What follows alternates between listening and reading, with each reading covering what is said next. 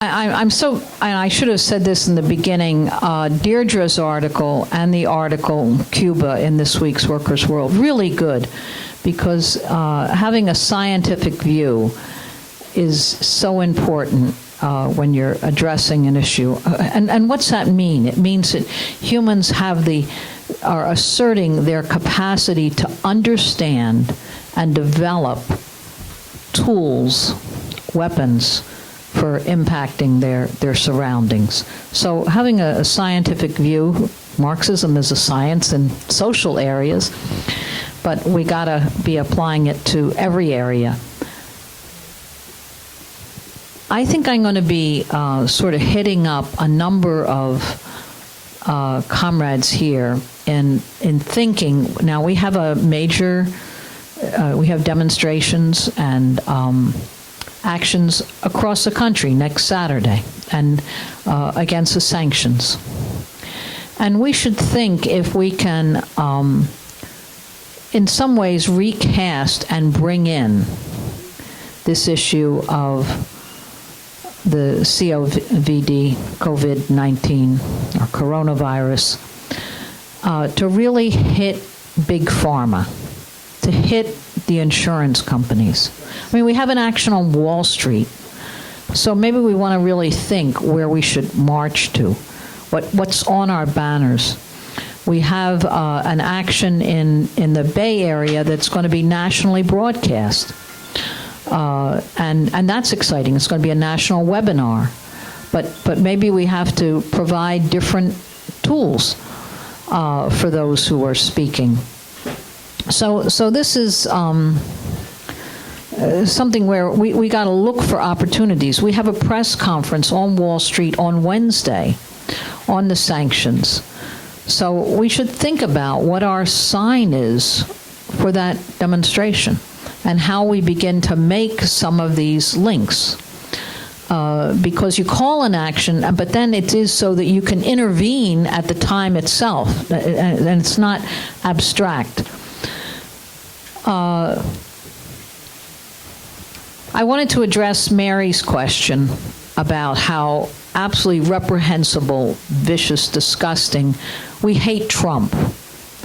But there is a slogan that is being raised again and again, and that is, no matter who, vote blue. That means anybody but Trump is acceptable. And we have to really think about that because it's what they're trying to promote. They've now done everything they can to shove aside Sanders or any kind of progressive challenge, and now they want to say you're duty-bound to support someone who in essence is no different. And this is really becomes the dividing line. Because it's true that the ruling class, absolutely, and this was true 4 years ago, they would rather have someone who they knew could not beat Trump than have Sanders. And that was true in the Democratic Party. They went along with the mass disenfranchisement of Democratic Party voting rolls, the cleaning of the voting rolls, because they thought, well, that would help them defeat Sanders. And that's why they lost in Michigan and Ohio and Wisconsin and Indiana, all those states.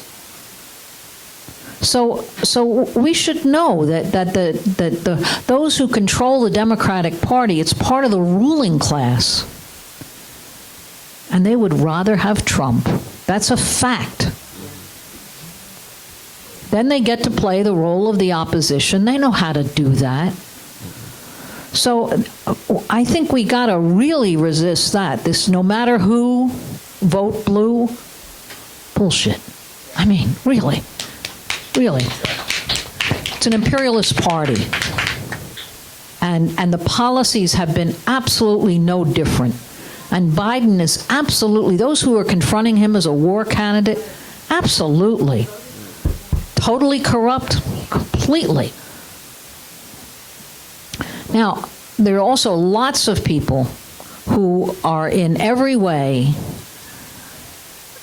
they're anti-capitalist, they're for socialism. It doesn't mean that they're loyal completely to Sanders. They want a way to express an anti-capitalist vote. And this is where we got to be in there and talking with them, because the voting won't get them where they want to go. And that's unfortunate. If it were so easy, we'd be out there. I mean, we're those who believe in organization. Boy, we'd be knocking every door and registering, and if we thought that would get us where we need to go. So, you know, it's important, I think, we challenge this. My last point, closing. The biggest spreaders of the disease in terms of the U.S., they move their troops and bases and military personnel all over the world, and they move other bases. Cholera came to Haiti with the U.S. occupation of Haiti by troops. It did not exist naturally in Haiti. So, and it's true for every single war.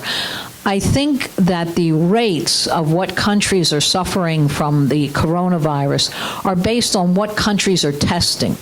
Now, you look at a map, and there's not one country in Africa that has the COVID virus. How's that true? So they're not testing for it. They'll say it's so high in Iran, but it doesn't exist in Iraq. Believe that. Or Syria. No, it's that they totally destroyed the health care in those countries, so they don't have the ability to test for it. The countries that are showing high rates right now have national health plans in Japan, in Korea, in Italy, in Iran. And as testing increases in the U.S., those numbers will go up. So some of the numbers now have a lot to do with who has a health care system and who has friggin' nothing, because, you know, this is a virus, you know. So at any rate, I'll end on that. Let's keep studying this, but I do want people to connect back to me on what kind of signs, what we should do. We got a press conference Wednesday.